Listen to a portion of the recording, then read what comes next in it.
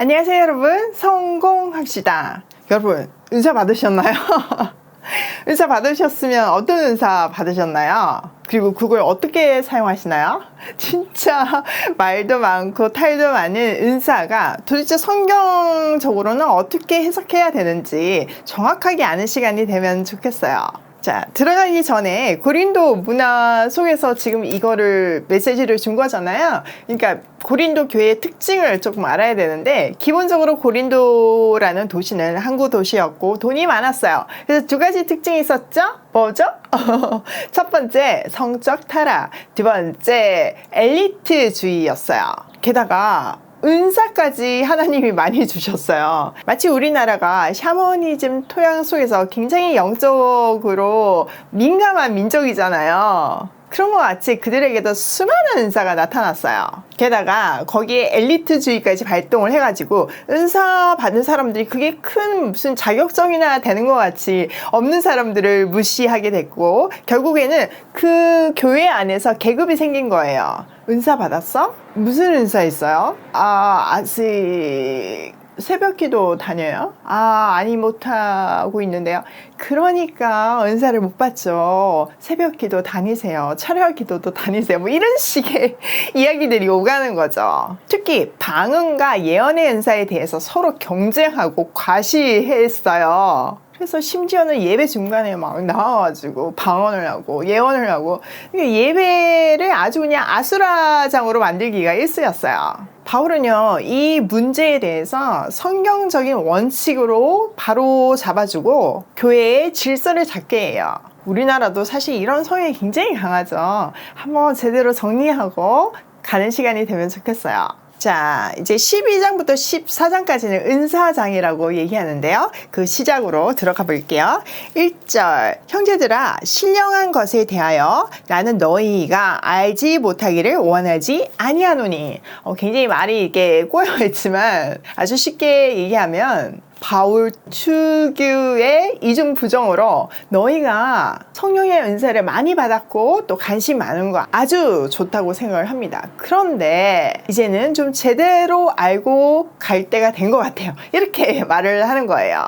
무분별한 은사 사용을 자제하기 위해서 이제 내가 설명을 하겠다, 이 말이죠. 자, 2절, 너희도 알거니와 너희가 이방인으로 있을 때 말 못하는 우상에게로 끄는 그대로 끌려갔느니라. 니네가 지금 아무리 신령하다고 주장하고 있지만 하나님을 만나기 전에 우상을 섬기던 사람들이었음을 기억하라고 해요. 일단 기본적으로 많은 사람들이 초자연적인 체험이나 그런 어떤 무아지경 이런 것을 성령 체험이라고 생각을 해요. 고린도 교회 사람들도 그런 무아지경에서 방언이나 예언을 하는 것을 성령의 역사하심이라고 생각을 하고 열광하고 있었던 거죠. 심지어 경쟁까지 하고 있었고요. 그러니까 예배 분위기가 엉망진창인 거예요. 설교를 하고 있는 와중에 막 예언하고 막 방언하고 이러니까 뭐 어떻게 예배가 제대로 되겠어요. 자, 이런 현상은요, 단순히 어떤 성령의 은사 때문에만 나온 일이 아니었고요. 헬라 문화의 바탕이 되는 행동이었어요. 헬라 문화에서도요, 어떤 무아지경의 상태에 이르는 것을 신이 임했다고 생각을 하고 그거를 굉장히 높이 평가했어요. 그런 무아지경의 상태에서 아무것도 아닌, 여기서 표현대로 말 못하는 우상을 예배하던 과거의 습관에서 나온 행동이었죠. 그래서 바울은 그런 신비한 체험이 다 성령의 역사가 아님을 단단히 못을 받고 시작하는 거예요. 우리도 마찬가지예요. 뭔가 초자연적인 신비한 체험을 성령 체험이라고 생각을 하고 있지만 아닐 수도 있다는 거죠.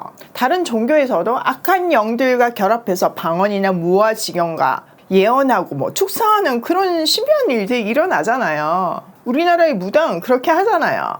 자, 3절, 그러므로 내가 너희에게 알리노니 하나님의 영으로 말하는 자는 누구든지 예수를 저주할 자라 하지 아니하고 또 성령으로 아니하고는 누구든지 예수를 주시라 할 수 없느니라. 자, 이 내용도 무슨 말인가 싶죠. 예수를 저주할 자라 하지 아니하고, 이건 도대체 무슨 말일까? 이것도 고린도 문화를 알아야 해석되는 구절이에요. 고린도에서는요, 자기가 믿는 신에게 신앙인에게 자기가 미워하는 어떤 사람들도 경쟁자를 신뢰하는 그런 문화가 있었어요. 우리나라도 있었잖아요. 장희빈이 인현 왕후의 인형을 만들어가지고 거기에 뭐 가슴에 비소를 꽂는 장면이 여기에 해당하는 거죠. 문제는 그 문화가 교회 안으로 흘러 들어왔다는 거예요. 예수님께 자기가 미워하는 사람을 벌해달라고 그런 신뢰하는 경우들이 발생을 했어요. 바울은 이것이 잘못된 신앙이라고 교정하고 있어요. 또 성령을 힘입지 않고는 우리는 아무도 예수를 주님이라고 시인할 수 없다고 말해요. 우리가 예수가 주라고 고백하는 것 자체가 성령 충만하다는 증거이고 성령이 역사하신다는 증거이고 우리 안에 성령이 내주한다는 증거예요.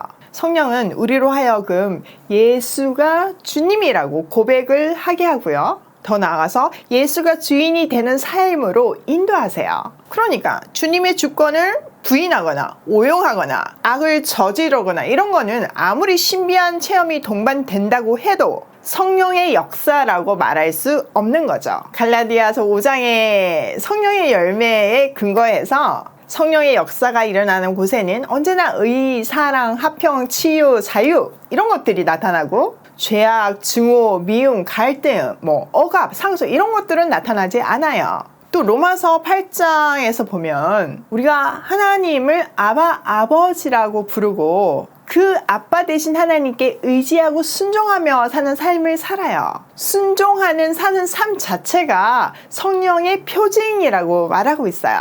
성령이 우리 영과 더불어서 우리가 하나님의 자녀인 것을 증언하고 있죠. 그렇게 성령에 인도되어 사는 사람들에게는 삶에서 성령의 열매가 주렁주렁 맺혀 있어요. 기적이나 신비한 체험이나 그런 것들만이 성령의 역사가 아님을 꼭 기억해야 해요.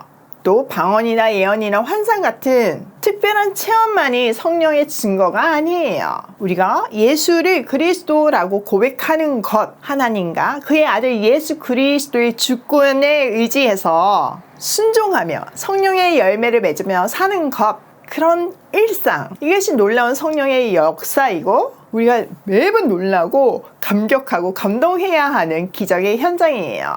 자, 4절 은사는 여러 가지나 성령은 같고 직분은 여러 가지나 주는 같으며 또 사역은 여러 가지나 모든 것을 모든 사람 가운데서 이루시는 하나님은 같으니. 자, 여기서 강조하는 게 뭐예요? 지금 같으니가 반복되고 있잖아요. 그러니까 은사는 여러 가지지만 주시는 분은 삼위일체 하나님 한 분이시라는 거예요. 그리고 그 은사는 전적인 하나님의 선물이라고 말하고 있어요. 그리고 이 선물은 주를 다양하게 섬기기 위해서 주신 것이고 궁극적으로는 모든 사람들에게 구원의 역사를 이루기 위함이에요. 또 은사에는 두 가지 영역이 있는데요. 하나의 영역은 공기나 물, 태양 이런 것 같이 누구에게나 꼭 필요한 것이라서 모두에게 다 주셨어요. 예를 들어서 구원이 여기에 속하는 거죠. 그리고 나머지 은사들은 다양하게 주셨는데요. 이 다양한 은사는요, 하나님이 풍성하신 것처럼 너무나 풍성해요. 우리가 다 헤아릴 수도 없어요. 7절 각 사람에게 성령을 나타내심은 유익하게 하려 하심이라. 자, 은사를 주신 목적이 분명하게 드러나 있죠. 공동체에 유익을 주기 위함이에요. 이거 아주 중요한 포인트예요. 그러므로 은사가 개인의 자랑이 되거나 계급처럼 오용되면 하나님이 당연히 걷어가시겠죠. 잘못 사용하고 있으니까요. 제가 지난주에 우리 꼬마 아가씨랑 식물에 물 주기를 했는데요. 제가 호수를 준 이유는 뭐예요? 물을 주라고 호수를 줬잖아요. 근데 그거 갖고 막 저한테 뿌리고 막 장난하면 당연히 그 호수 뺏을 수밖에 없죠. 마찬가지예요. 은사는요, 하나님의 뜻대로 그것을 사용하라고 개인에게 맡기신 거예요. 사실은요, 은사 받으면 그 공동체 위해서 써야 하기 때문에 고달퍼져요. 저를 한번 생각해보면 저한테는 말씀의 은사를 주셨어요. 근데 이거 저 혼자 말씀 잘 깨달으라고 주신 게 아니잖아요. 나누라고 주신 건지 알기 때문에 제가 이렇게 매일 사서 고생을 하고 있잖아요. 매일 영상을 찍는다는 것은요, 여러분이 상상하는 것 이상으로 진짜 고달파요. 소위 정상적인 생활을 할 수가 없어요. 하루에 적어도 8시간 떼놓고 살아야 되는 거거든요. 그리고 뭐 제 일이 얼마나 많아요. 그러니까 뭐 여유롭게 살 수도 없고 남들이 하는 거 다 할 수도 없고 그냥 정말 핵심만 하고 지나갈 수밖에 없어요. 게다가 말씀을 전하는 것이, 이 진리를 전하는 것이 만만한 일이 아니잖아요. 대충 떠들면 되는 일이 아니잖아요. 얼마나 말씀하고 실험을 해야 되고 연구를 해야 되겠어요. 진짜 너무 고달파요. 그렇지만요, 하나님이 이 은사를 가져가시는 것은 상상도 못 하겠어요. 그 고달픔하고는 비교도 안 되는 영적인 충만함이 저한테 있기 때문이죠.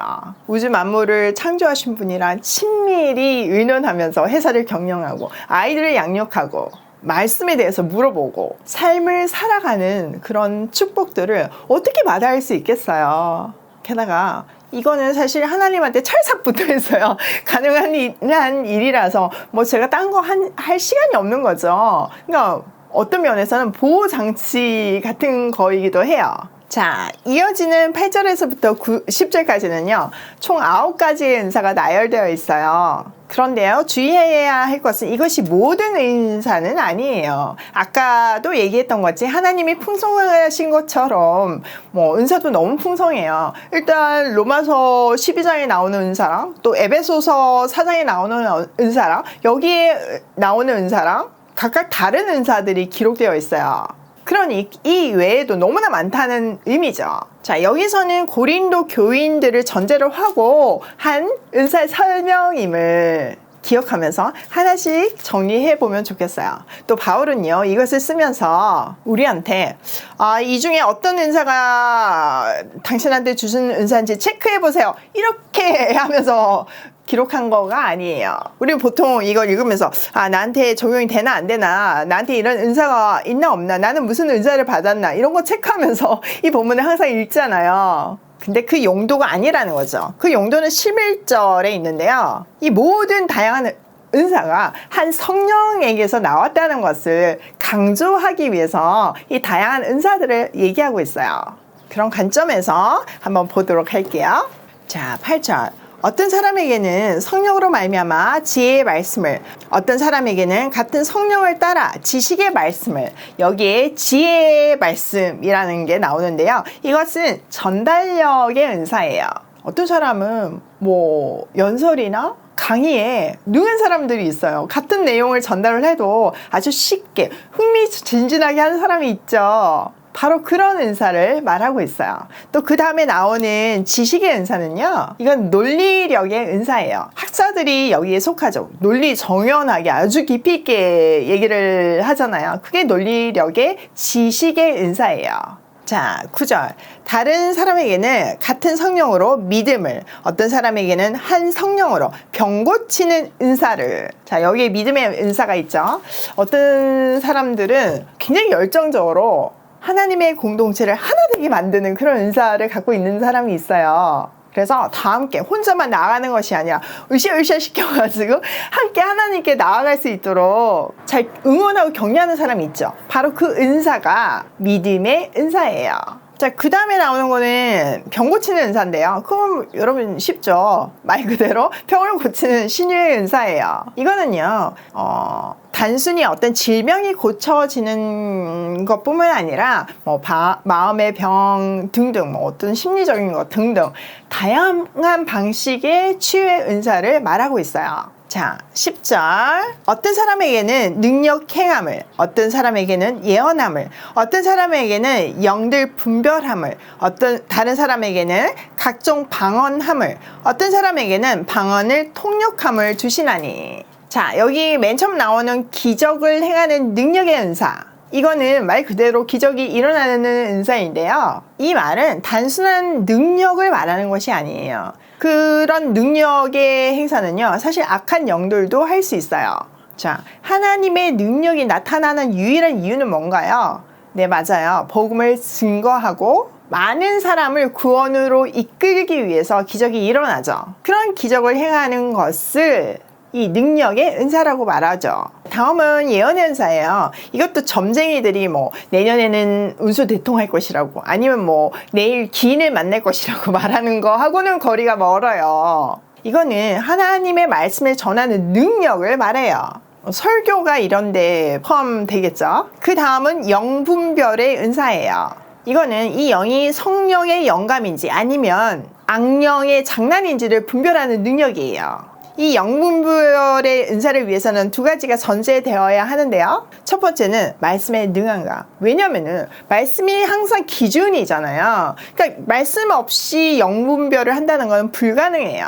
그래서 말씀이 능한가가 아주 중요한 전제 조건이고요. 두 번째는 정결한 통로인가. 사람은 재성이 있어서 오늘의 신앙이 지금 내 상태가 내일을 보장해주지 않아요. 그러니까 아무리 영분별의 은사가 있다고 해도 내 죄가 그거를 정결한 통로가 되지 못하게 할 수 있어요. 그러려면 늘 깨어 있어야 되고 하나님하고 친밀해야지만 하나님의 눈으로 세상을 볼 수 있고 이 영을 분별할 수 있어요. 말씀과 이 친밀함이 전제 조건인 거죠. 그리고 또 하나는 우리는 죄인이기 때문에 언제나 실수할 수 있고 내가 하는 이 은사대로 하는 것이 다 맞지 않다는 것, 틀릴 수 있다는 것을 전제하고 겸손해야 해요.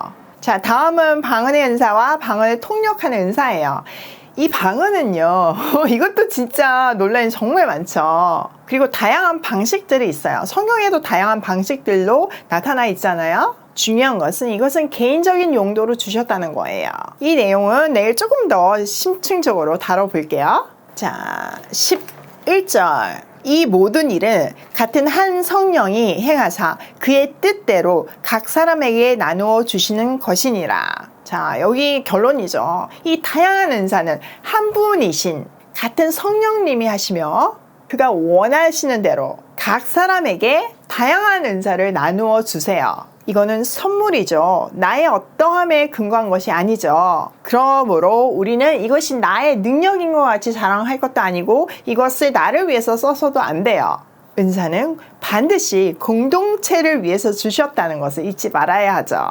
여러분 학창시절에 이렇게 그룹별로 뭔가 이제 단체 활동을 하는 경우를 경험했을 거예요. 뭐 예를 들어서 그림 그리기를 생각을 해보면요. 스케치북은 각자에게 주지만 뭐 가위는 2개, 풀은 3개, 물감은 뭐 3개, 뭐 이렇게 분단별로 나눠졌잖아요. 왜 그럴까요? 스케치북 같은 것은 모든 사람한테 다 있어야 하는 거고 가위나 풀이나 물감은 나눠 써도 되는 것이기 때문에 그렇게 나눠준 거예요. 은사도 마치 그런 거예요. 모든 사람에게 필요한 구원과 같은 은사는요, 모든 사람에게 다 주시고 나눠 써도 되는 다양한 은사들은 모두에게 주시지 않고 그냥 필요한 만큼 주셨다는 말이에요. 누구의 뜻대로? 하나님의 뜻대로. 그러니까 주신 은사는 감사함으로 나눠 쓰면 되고 뭐 은사가 없다고 해서 부러워하거나 슬퍼할 일도 아니에요. 내 영성을 의심받을 일도 아니고요. 그리고 받으면 고달픈 거 아시죠? 물론 그 고달픔 속에 충만한 기쁨이 있지만요. 자, 오늘 내용을 우리 삶에 한번 적용을 해보면요. 첫 번째, 은사는 하나님의 선물이다. 너무 클리어하시죠? 내가 특별해서 은사가 있는 것이 아니에요. 내가 뭔가 영적이라서 은사가 있는 것도 아니에요. 이거는 그냥 전적인 하나님의 절대 주권하에 하나님이 주신 선물이에요. 두 번째, 은사는 공동체를 위해서 주셨다. 나의 계급, 나의 어떤 뭐 자격증 이런 거 아니라는 거죠. 공동체를 위해서 주셨고 그게 제대로 사용되지 않을 때 걷어가세요. 세 번째, 은사는 고달픔이 있지만 그 안에 충만한 기쁨이 있다. 저는 진짜 이거 너무 공감해요. 진짜 너무 힘든데 진짜 너무 행복해요. 그 느낌 아시나요? 오늘도 하나님이 주신 은사를 공동체를 위해서 제대로 사용하며 그 순종을 통해 기쁨을 누리며 고고싱해요.